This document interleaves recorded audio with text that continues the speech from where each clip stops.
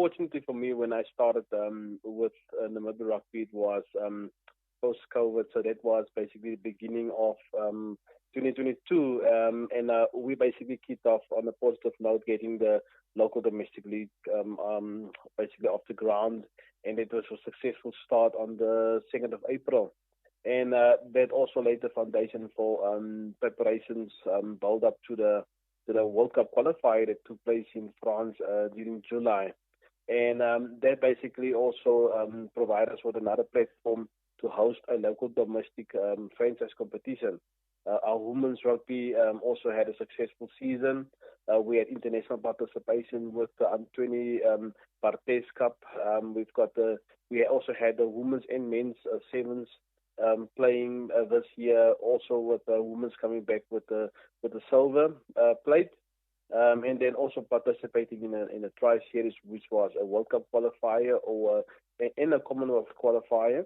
That was our women's 15, and then we ended off almost ended off the year, I would say, with our senior men touring to the UK, and we lost against Spain, and then we won the game, the crucial game.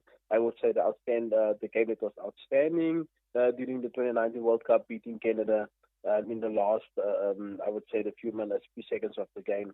And then ending off the season was a definite highlight for us with our 20 National Week, or I would say our camp.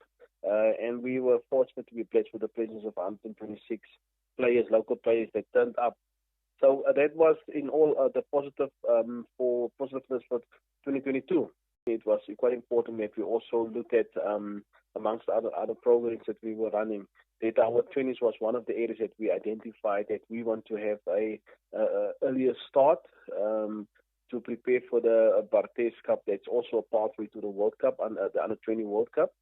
And apart from just Under-20s, we also kick-started the Get Into Rugby, what we'll call it the mini rugby program.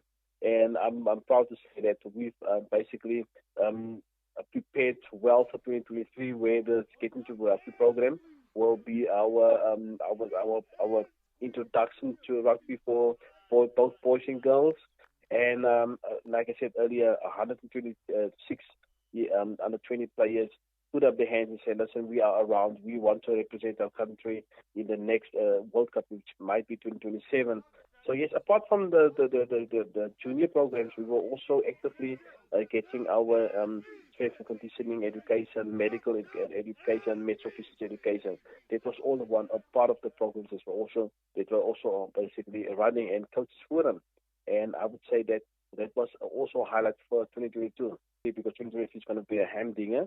It's going to be a busy year for rugby. We're looking at hosting 6 home games. And I'm sending a message with some hope for 2023, is that we're going to have a lot of home games. And I want our rugby community to be well rested and come support us next year. And God's blessing.